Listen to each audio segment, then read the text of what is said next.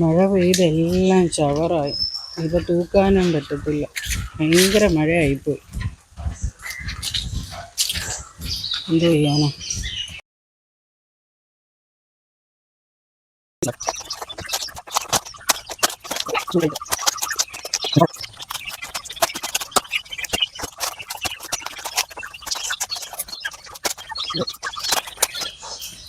മരങ്ങൾ നല്ലതാണെന്നൊക്കെ പറഞ്ഞെങ്കിലും ഈ മഴ വരുമ്പോൾ ഇതാണ് ഇവിടുത്തെ അവസ്ഥ. മൊത്തം പ്രശ്നമാണ്. മഴ പെയ്ത് കഴിയുമ്പോൾ ഇതെല്ലാം നമുക്ക് തൂക്കാനും പോകത്തില്ല. അങ്ങനെ വിഷയമില്ല.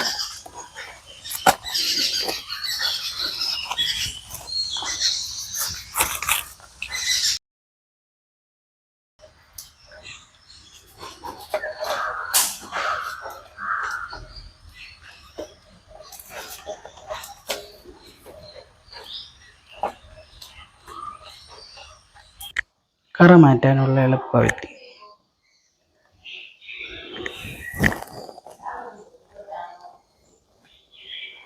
ഇങ്ങനെ കറ മാറ്റാം.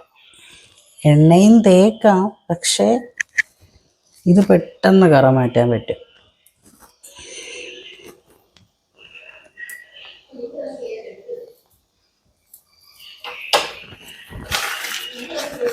ഇല്ലെങ്കിൽ എപ്പോഴും അങ്ങനെ അങ്ങ് ഇരിക്കും.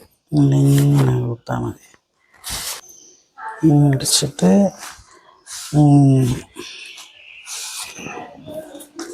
കറ കംപ്ലീറ്റ് പോയി. കണ്ട,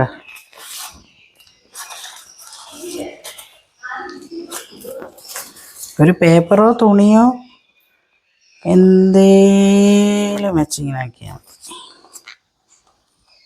ഇനി ഇച്ചിരി എണ്ണയും കൂടെ തൂക്കണം.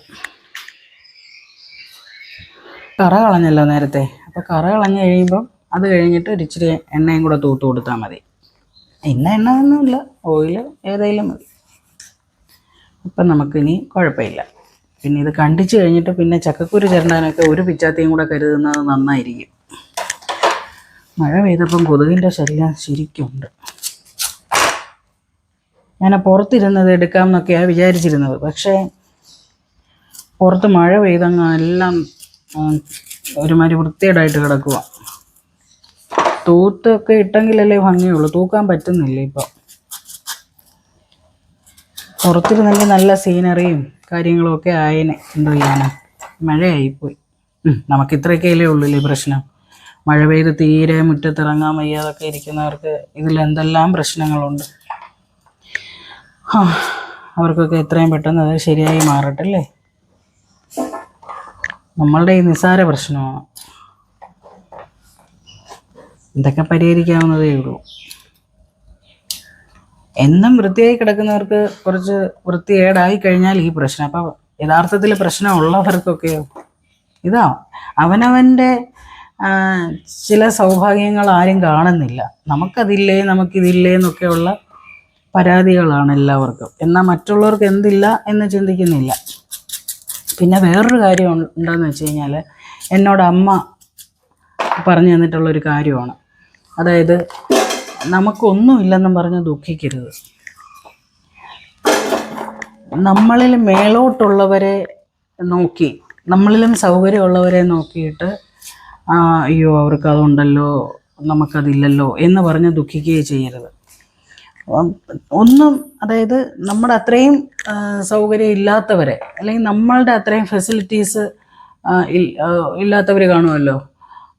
അപ്പോൾ അതിൽ താഴോട്ട് നോക്കിയിട്ട് എപ്പോഴും നമ്മൾ വിചാരിക്കണം, നമ്മളൊക്കെ എത്ര ഭാഗ്യം ചെയ്തവരാണ്. അതുകൊണ്ട് ഒരിക്കലും ഒന്നുമില്ല എന്ന് പറഞ്ഞ് ദുഃഖിക്കരുത്. അതിനി ആരാണേലും എല്ലാ വ്യക്തികൾക്കും ബാധകമാണ്. നമുക്കുള്ള ഗുണങ്ങളെ വെച്ചിട്ട് നമ്മൾ എത്ര ഭാഗ്യം ചെയ്തവരാണ് എന്ന് വേണം നമ്മൾ വിചാരിക്കാനാണ്. ഇപ്പോൾ സാമ്പത്തിക ബുദ്ധിമുട്ട് അനുഭവപ്പെടാത്തവരാരും അതിനെ കാണത്തില്ല. അല്ലെങ്കിൽ എല്ലാവരും ഒരു വലിയ കോടീശ്വരർ ഒക്കെ ആയിരിക്കണം, എങ്കിൽ അവർക്ക് സാമ്പത്തിക ബുദ്ധിമുട്ടില്ല. പക്ഷെ അതിൽ നിൽക്കവേ ഇപ്പം ജനനം തന്നെ നമുക്കെല്ലാം തികഞ്ഞു തരുന്ന ഒരു കാണാൻ കാഴ്ച ശക്തി, കേൾക്കാൻ കേൾവി ശക്തി, കയ്യ് കാല്, ഇതൊക്കെ തരുന്നത് തന്നെ ഭാഗ്യമല്ലേ. അപ്പം അങ്ങനെയൊക്കെ നമുക്ക് കിട്ടിയില്ലേന്നും പറഞ്ഞ് നമ്മൾ സന്തോഷിക്കണം. പക്ഷെ ആ ഒരു ഉപദേശം ഞാൻ ഹൃദയം കൊണ്ട് സ്വീകരിച്ചിരുന്നു. അതുകൊണ്ട് തന്നെ എനിക്ക് അങ്ങനെ ഒരു ദുഃഖം ഇന്നുവരെ തോന്നിയിട്ടില്ല. നമുക്കതില്ലല്ലോ, നമുക്കിതില്ലല്ലോ എന്ന് ഇതുവരെ ഒരു ദുഃഖം തോന്നിയിട്ടില്ല. പിന്നെ ചേട്ടനെ സംബന്ധിച്ച് നല്ല ജോലി കിട്ടിയിരുന്നുവെങ്കിൽ എന്നൊക്കെ നേരത്തെ ആലോചിച്ചിട്ടുണ്ടായിരുന്നു. ജീവിക്കണമല്ലോ, അപ്പോൾ ആഗ്രഹങ്ങളും ഒക്കെ ഓരോരുത്തർക്ക് കാണുമല്ലോ, അങ്ങനെയൊക്കെ കൊണ്ട്. പിന്നെ മക്കൾ പഠിച്ചു തുടങ്ങുമ്പം നമ്മൾ വിചാരിക്കും, ഓ മക്കള് നല്ലപോലെ പഠിച്ച് നല്ല നിലയിലെത്തണേ. അതെല്ലാ അച്ഛനമ്മമാരും ആഗ്രഹിക്കുന്നതല്ലേ. അതുപോലെ ഞാനും ആഗ്രഹിക്കുന്നു, നല്ല നിലയിൽ അവരെ കൊണ്ട് കഴിയുന്ന രീതിയിൽ നല്ല നിലയിലെത്തണേ. ഇങ്ങനെ പ്രാർത്ഥനകൾ അങ്ങനെയൊക്കെ, അസുഖങ്ങളൊന്നും വരാതിരിക്കട്ടെ, അങ്ങനെയൊക്കെ. അതല്ലാതെ നമുക്കെല്ലാ സൗഭാഗ്യങ്ങളും ഉണ്ടെന്ന് തന്നെ എല്ലാവരും വിചാരിക്കണം. പിന്നെ കാലാവസ്ഥ, അത് നമ്മുടെ കയ്യിലല്ലല്ലോ. കാലാവസ്ഥകൾ നമ്മളുടെ കയ്യിലല്ലല്ലോ. അത് പ്രകൃതി നിശ്ചയിച്ചതൊന്നും നമുക്ക് മാറ്റാൻ പറ്റത്തില്ല. പ്രകൃതി നിശ്ചയിച്ചിരുന്ന ഇതൊന്നും അല്ല. സത്യം പറഞ്ഞു കഴിഞ്ഞാൽ പ്രകൃതി എന്തുവാ, വയലും ഒക്കെ അല്ലേ പണ്ട് കാലങ്ങളിൽ. അപ്പോൾ ഇപ്പം വയലുകളൊന്നും ആരും ഇഷ്ടപ്പെടുന്നില്ലല്ലോ. അതൊക്കെ നികത്തി വീടുകൾ വെക്കണം എന്നുള്ളതല്ലേ ഇപ്പോൾ പുതിയ ഇത്. അതിൻ്റേതായിട്ടുള്ള ബുദ്ധിമുട്ടുകൾ ഇപ്പോൾ ഉണ്ട്. വിഷം നിറഞ്ഞ പച്ചക്കറി ആശ്രയിക്കേണ്ടിയിരിക്കുന്നു. അങ്ങനെ പല പല കാര്യങ്ങളും. ഇപ്പം തന്നെ പണ്ട് കാലങ്ങളിൽ ഈ ചക്ക എല്ലാവരും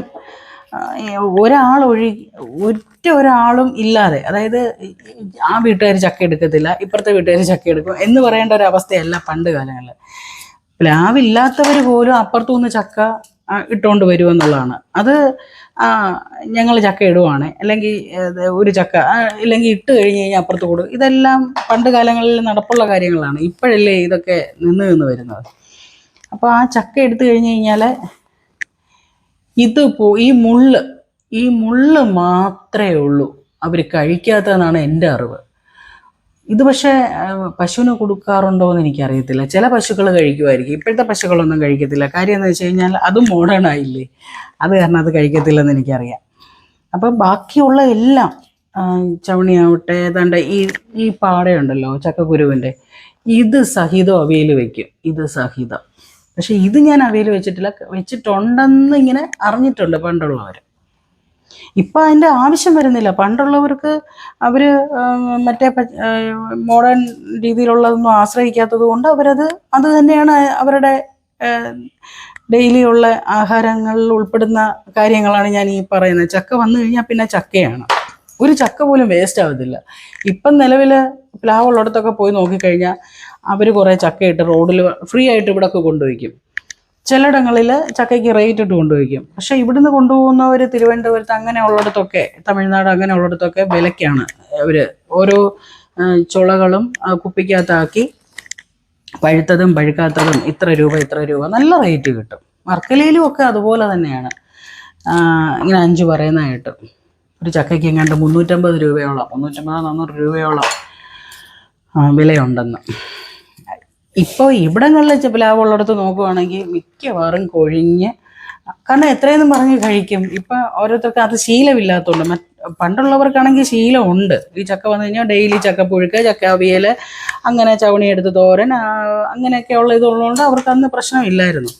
പക്ഷെ ഇപ്പോൾ ഉള്ളവർക്കാണെങ്കിൽ ഇത് ഇടയ്ക്കിടയ്ക്ക് മാത്രം കഴിക്കുന്നത് കൊണ്ട് ചിലപ്പോൾ ഗ്യാസ് കയറും, അങ്ങനെയൊക്കെയുള്ള പ്രശ്നങ്ങളുള്ളതുകൊണ്ട്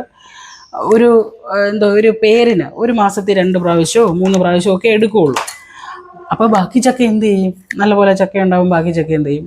സ്വാഭാവികമായിട്ട് അവിടെ നിന്ന് പഴുത്ത് കൊഴിഞ്ഞു പോകും. പഴുത്ത ചക്കയ്ക്ക് ലിമിറ്റില്ലേ, സ്വാഭാവികമായിട്ട് അവിടെ നിന്ന് പഴുത്ത് കൊഴിഞ്ഞു പോകും. ചിലർ ഇട്ടുകൊണ്ട് പോകും മാക്സിമം. എന്നാലും ഒരു 3-4 എണ്ണം കൊഴിഞ്ഞു പോകാതിരിക്കത്തില്ല. അപ്പോൾ അത് അങ്ങനെയാണ് ഇപ്പോഴത്തെ അവസ്ഥകളെല്ലാം. കാരണം ഇവിടങ്ങളിലൊക്കെ ആണെങ്കിൽ മിക്കവാറും പ്ലാവ് എല്ലാവർക്കും ഉണ്ട്. അപ്പോൾ അവിടെ ഉള്ളപ്പം പിന്നെ മറ്റുള്ളിടത്തൊന്നും വാങ്ങിക്കേണ്ട കാര്യമില്ലല്ലോ. അങ്ങനെ പിന്നെ നല്ല ചക്കയാണെങ്കിൽ ആ ചക്ക കിട്ടിയാൽ കൊള്ളാമെന്ന് എല്ലാവർക്കും ആഗ്രഹമുണ്ട്. അങ്ങനെ ചിലരൊക്കെ എടുക്കാറുമുണ്ട്. അങ്ങോട്ടും ഇങ്ങോട്ടും നല്ലതാണെന്ന് അറിഞ്ഞു കഴിയും. പിന്നെ മഴ പെയ്ത് കഴിയുമ്പം വെള്ളം കയറും. വെള്ളം കയറിക്കഴിഞ്ഞാലാണ് പാട്. പിന്നെ ടേസ്റ്റ് കുറയും. പിന്നെയെന്ന് വെച്ച് കഴിഞ്ഞാൽ ഒരാൾ ഇപ്പോൾ ഇവിടെ സംബന്ധിച്ചാണെങ്കിൽ ഈ ചക്ക ഇട്ട് കഴിഞ്ഞാൽ ചേട്ടനാണെങ്കിൽ ഇതുപോലെ എടുത്തു തരും. ഇന്നിപ്പം പുറത്ത് വെച്ചെടുക്കാൻ മഴ എപ്പോഴാണ് വരുന്നതെന്ന് അറിയത്തില്ലല്ലോ. അല്ലെങ്കിൽ പുറത്ത് വെച്ചേ ഇതൊക്കെ എടുക്കാറുള്ളൂ. പുറത്ത് വെച്ചെടുക്കാൻ ഉള്ള ബുദ്ധിമുട്ടും, ശരിക്കും കൊതുക് വരെ. അതുകൊണ്ടും അവിടെ ഇരിക്കാനുള്ള ബുദ്ധിമുട്ട് കൊണ്ടും പെട്ടെന്ന് അത് ചുളയായിട്ട് എന്തുവാ മടലിൽ നിന്ന് മാറ്റി തന്നു. അപ്പം ഇനി എനിക്ക് ബാക്കി ജോലിയുള്ളൂ. അത് എത്രയും പെട്ടെന്ന് എടുക്കുക, അത്രയേ ഉള്ളൂ. ഒരുപാട് വെച്ചിട്ടും കാര്യമില്ല. നാളത്തേക്ക് അവിയലിനുള്ളത് മാറ്റി വെച്ചിട്ടുണ്ട്. നാളെ ഇപ്പോൾ എടുത്തില്ലെങ്കിലും മറ്റന്നാൾ എടുക്കാം. അപ്പോൾ 2 ദിവസം അടുപ്പിച്ച് ചക്ക കഴിക്കാൻ ആർക്കും ഇൻട്രസ്റ്റ് ഇല്ല. ഇടയ്ക്കിടയ്ക്ക് കഴിക്കാനേ ഇൻട്രസ്റ്റ് ഉള്ളൂ. പക്ഷെ ഇതാണ് യഥാർത്ഥത്തിൽ നമ്മൾ വിഷമില്ലാതെ കഴിക്കുന്നത്. നമ്മളുടെ ആരോഗ്യത്തിനും മുടിയുടെ നിറത്തിനും കണ്ണിൻ്റെ ആരോഗ്യത്തിനും അല്ലെങ്കിൽ തന്നെ വിഷമില്ലാത്ത പച്ചക്കറി കഴിക്കുന്നതിൻ്റെ ആരോഗ്യത്തിനും എല്ലാം നമ്മൾ ഏറ്റവും ഗുണമുള്ളൊരു സംഭവമാണ് കഴിച്ചുകൊണ്ടിരിക്കുന്നത്. ഇത് ഇപ്പോൾ എടുത്തുകൊണ്ടിരിക്കുന്നത് നമ്മൾ കഴിക്കാൻ ഇഷ്ടപ്പെടാത്തതും ഇപ്പോഴത്തെ പിള്ളേർക്ക് ഇഷ്ടപ്പെടാത്ത സംഭവം, ഇത്രയും ഗുണങ്ങളുള്ള ഈ ചക്കയെ അവർക്ക് ഒട്ടുമിക്കവർക്കും ഇഷ്ടമല്ല. എന്നിട്ടവർ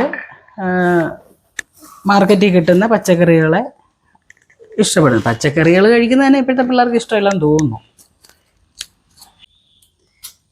സത്യം പറഞ്ഞു കഴിഞ്ഞാൽ ചേട്ടൻ ഈ മഴ പെയ്യുന്നത് കൊണ്ട് ബോഗൻവില്ലയൊക്കെ വെളിയിലിരിക്കുവാണ്. അപ്പോൾ അത് ഒരുപാട് മഴവെള്ളം വീണ് നിറഞ്ഞു കഴിഞ്ഞാൽ കേടായി പോവും. അതുകൊണ്ട് അത് മാറ്റി വയ്ക്കുക. കാർപോർച്ചിനകത്തോട്ടെടുത്ത് വെക്കാനായിട്ട് പോയി. അതിപ്പോൾ വെച്ചോണ്ടിരിക്കുക. അപ്പോൾ അല്ലെങ്കിൽ ഇപ്പോൾ ഇത് പെട്ടെന്ന് തീർന്നേനെ. ചക്കക്കുരു ചിരണ്ടാനും അല്ലെങ്കിൽ ഇങ്ങനെ സഹായിക്കാനും ഒക്കെ വന്നേനെ.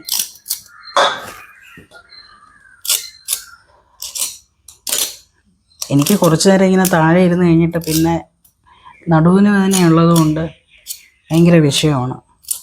കുറേ താഴെ ഇരുന്ന് കഴിയുമ്പോൾ പ്രശ്നമാണ്. അത് കാരണം ഞാനൊരു കുഞ്ഞ് സ്റ്റൂൾ എടുത്തിട്ടിട്ട് ഇപ്പം ഇങ്ങനെ ഇരിക്കുന്നത്.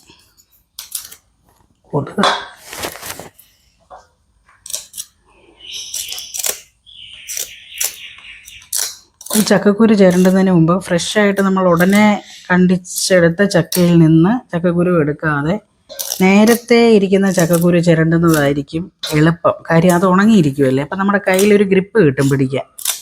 പക്ഷേ ഇവിടെ നേരത്തെ ഉണങ്ങിയ ചക്കക്കുരു എൻ്റെ കയ്യിൽ സ്റ്റോക്ക് ഇല്ലായിരുന്നു. അപ്പം ഞാൻ എന്തോ ചെയ്ത് ഒരു തുണി കൊണ്ട് തുടച്ചതിന് ശേഷമാണ് ചിരണ്ടുന്നത്. എന്നാലേ ഗ്രിപ്പ് കിട്ടുള്ളൂ. അല്ലെങ്കിൽ ചക്കക്കുരു ചിരണ്ടാൻ പാടാ. പിന്നെ ഒരു കാര്യം ശ്രദ്ധിക്കേണ്ടതെന്ന് വെച്ച് കഴിഞ്ഞാൽ നമ്മൾ ഈ ചക്ക വേവിക്കുമ്പം ചക്കക്കുരു സെപ്പറേറ്റ് കണ്ടിച്ചിട്ടിട്ട് കഴുകി ചക്ക ഇടുന്നതിന് മുമ്പ് അടിയിൽ ചക്കക്കുരു ഇടണം. കാരണം ചക്കക്കുരു വേവാനാണല്ലോ താമസം. അപ്പോൾ അങ്ങനെ ഇടണം. അല്ലെങ്കിൽ ചക്കക്കുരു വേവാതെയും ചില ചക്കക്കുരു പെട്ടെന്ന് വേവത്തില്ല, ചിലത് വേകും. എന്നിരുന്നാലും ചക്ക വേകുന്നതിന് മുമ്പ് ചക്കക്കുരു വേകും. അപ്പോൾ ആ ചക്കക്കുരു നമ്മൾ അടിയിലിടണം. അതിന് വേണ്ടിയിട്ട് ഞാനിപ്പോൾ സെപ്പറേറ്റ് ആണത് കണ്ടിച്ചിടുന്നത്. അല്ലെങ്കിൽ പിന്നെ കഴുകിയിട്ടൊക്കെ പാടായിരിക്കും. അപ്പം ചിലപ്പോൾ ഈ ധൃതിയിൽ വേവിക്കാൻ വേണ്ടിയിട്ട് ഇതെല്ലാം കൂടെ എടുത്തിട്ടൊക്കെ ഞാനും ചെയ്യാറുണ്ട്. പക്ഷെ അന്ന് ഇച്ചിരി ബുദ്ധിമുട്ടും അനുഭവപ്പെട്ടിട്ടുണ്ട്. ചക്കക്കുരു അരിഞ്ഞു കഴിഞ്ഞു. ഇനി ചടപടേന്ന് ചക്ക അരിയാണ്. മഴ പെയ്യുന്നതിന് മുമ്പ് ഈ ചക്കയൊക്കെ വേവിക്കുവാണെങ്കിൽ നല്ല, അതായത് നമ്മൾ വെള്ളം ഒഴിച്ചാൽ പോലും ലൂസാവത്തില്ല, നല്ല കട്ടിക്ക് തന്നെ ഇരിക്കും. പക്ഷെ ഇപ്പം മഴ പെയ്ത് കഴിയുവാണെങ്കിൽ വെള്ളം കുറച്ച് ഒഴിച്ചാൽ മതി. കാരണം ഈ ചക്കച്ചുളയിൽ തന്നെ കാണും വെള്ളം. അപ്പം വെള്ളവും കൂടെ ഒരുപാട് ഒഴിക്കുവാണെങ്കിൽ അത് ഒരുപാട് ലൂസായിപ്പോവും.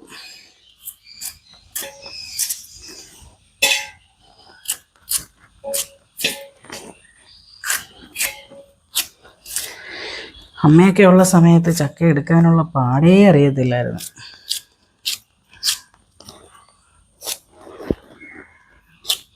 ഈ ചക്ക എടുക്കുക എന്ന് പറയുന്നത്, ഇതുപോലെ ആക്കുക എന്ന് പറയുന്ന ഒരു ഭയങ്കര ടാസ്ക്കാണ്. പെട്ടെന്ന് നടക്കത്തില്ല. ഈ പച്ചക്കറി വെളിയിൽ നിന്ന് വാങ്ങിച്ചുകൊണ്ട് വന്ന് അവിയൽ കണ്ടിച്ച് വെച്ചു, അങ്ങനെ അതൊക്കെ ഭയങ്കര എളുപ്പമാണ്. ഇത് ഒരു ഇച്ചിരി പരിപാടിയാണ്. ഒട്ടുമിക്ക പേരും ഈ ചക്ക എടുക്കാത്തതിൻ്റെ ഉദ്ദേശമേ ഇത് തന്നെ, ഇതിൻ്റെ പുറകിലുള്ള ഒരു കഷ്ടപ്പാട്. അതുകൊണ്ടാണ് മിക്ക പേരും ഇത് എടുക്കാൻ മടിക്കുന്നത്. ഒന്നാമത്തെ കാര്യം, ആരെങ്കിലും സഹായിക്കാനുണ്ടെങ്കിൽ ഇതൊക്കെ എടുത്ത് ഇതുപോലെ അരിഞ്ഞ് കണ്ടിച്ച് കൊടുത്തു കഴിഞ്ഞാൽ എല്ലാവർക്കും ഇത് വയ്ക്കാൻ ഇൻട്രസ്റ്റ് ആയിരിക്കും. കാരണം അതുപോലെ ഗുണമുള്ള സാധനവും ടേസ്റ്റുള്ള സാധനമല്ലേ. ഇതിപ്പോൾ അവനവൻ തന്നെ എടുക്കണമെന്ന് പറയുമ്പോഴാണ് എല്ലാവർക്കും മടിയാവുന്നത്.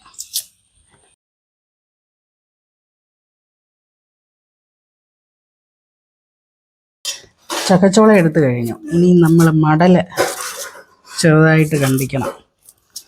ഈ പറഞ്ഞതുപോലെ മടലും ചക്കക്കുരുവും വേണം നമ്മൾ അടിയിലിടാൻ. ചക്കക്കുരുവിൻ്റെ കാര്യം മാത്രമല്ല ഞാൻ നേരത്തെ പറഞ്ഞിരുന്നുള്ളൂ, പക്ഷെ അത് ഞാൻ മറന്നുപോയി. ചക്കക്കുരു ഞാൻ നേരത്തെ കണ്ടിച്ചു കഴിഞ്ഞു. അതിൻ്റെ ഈ ഒരു പരുവത്തിന് ചക്കക്കുരു കണ്ടിച്ചു. ഇനി മടലും ഏകദേശം ആ ഒരു പരുവത്തിന് നമ്മൾ കണ്ടിച്ചിടണം. അതും ചക്കക്കുരുവും കൂടെ വേണം അടിയിലിടാൻ, എന്നാലേ പെട്ടെന്ന് വേവുള്ളൂ. എനിക്ക് എളുപ്പത്തിന് ഇങ്ങനെ പൊക്കത്തിലിരുന്ന് തിരുമാനുള്ള ഒരു ചിരവ ഞാൻ വാങ്ങിച്ചായിരുന്നു.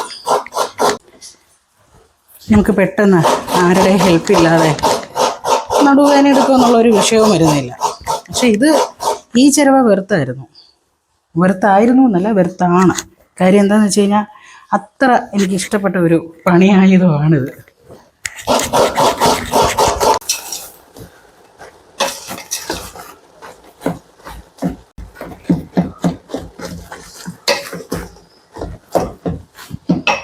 ഇതിനാവശ്യത്തിനുള്ള തേങ്ങ, മഞ്ഞൾപ്പൊടി, ജീരകപ്പൊടി, പിന്നെ വെളുത്തുള്ളി പേരിന് പോരാ, കാരണം ചക്കയല്ലേ, ഗ്യാസൊക്കെ അല്ലേ, ഇത്ര എണ്ണം. അവിയലിൻ്റെ പരുവത്തിനും ഇച്ചിരി കൂടെ അരയണം.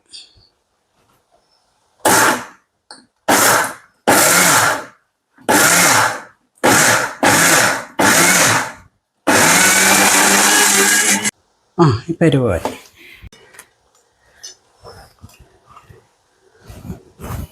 ഈ പച്ചമുളകും ഈ കറിവേപ്പിലയും കൂടെ മിക്സ് ചെയ്ത് ഒന്നുകൂടെ ഒന്ന് അടിച്ചെടുക്കണം.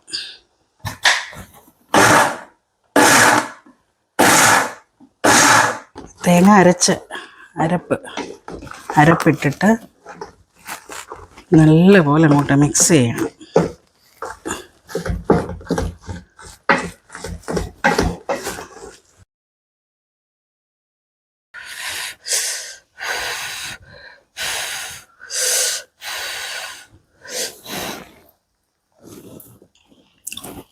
എന്തിട്ടുണ്ട്, ഉപ്പും ഉണ്ട്, എല്ലാം ഉണ്ട്.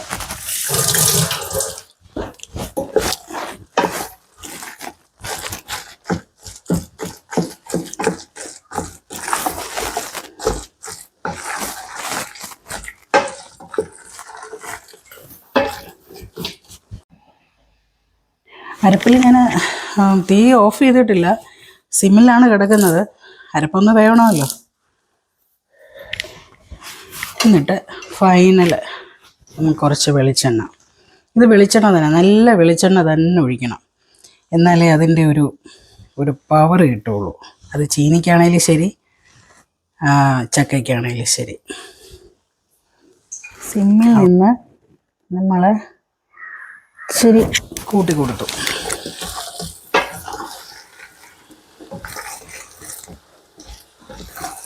ഈ അരപ്പൊന്ന് വേവും വേണം, ഇതെല്ലാം ഒന്ന് പിടിക്കണം അങ്ങോട്ട്. അതിൻ്റെ ഒരു എസൻസൊക്കെ കറിവേപ്പിൻ്റെ ഒക്കെ ചൂടായിട്ട് നിൽക്കുമ്പോൾ ഇട്ട് കഴിഞ്ഞ് കഴിഞ്ഞാൽ അതൊക്കെയാണ്. എന്നാലും ഒരു ഫൈനൽ ടച്ച്. ഓക്കെ, അപ്പം നമ്മുടെ ചക്ക റെഡിയായി. നോക്കൂ ഡിയേഴ്സ്,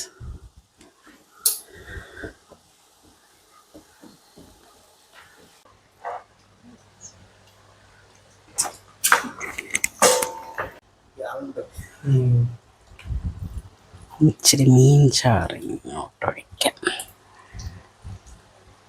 ചക്കയിലൊഴിക്കട്ടെ. ആർക്കൊക്കെ വായിൽ വെള്ളം ഊറുന്നുണ്ട്.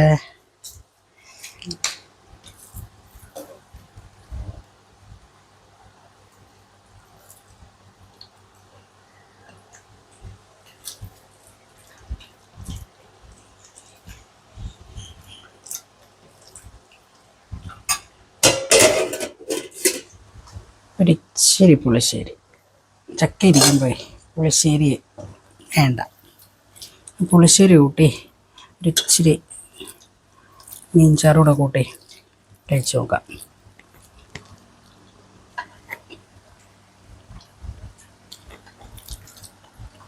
പക്ഷേ ഈ ചക്ക ഇങ്ങനെ നോക്കിക്കൊണ്ടിരിക്കുന്ന കാരണം ഈ പുളിശ്ശേരിയിൽ അങ്ങോട്ട് ഞാൻ തൃപ്തയല്ല. ഈ ചക്ക വെറൈറ്റി ഇല്ലേ, ഇങ്ങനെ അങ്ങോട്ട് കുഴച്ചിട്ട് എൻ്റെ ഈ കഷ്ണം ഇങ്ങോട്ട് എടുത്തിട്ട് ഇങ്ങോട്ട് വെച്ചിട്ടാ.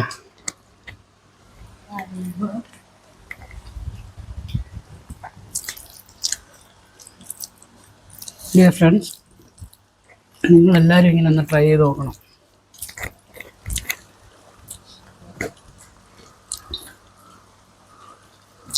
ഇത് പാള കിട്ടിയാൽ നമ്മൾ വറുത്തില്ലായിരുന്നു, അതാണ്.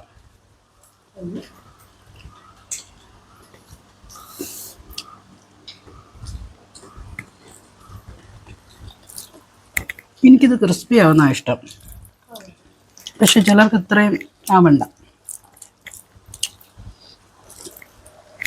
നമുക്ക് ഇനിയും നല്ല നല്ല വീഡിയോസുമായിട്ട് നമുക്ക് വീണ്ടും കാണാം.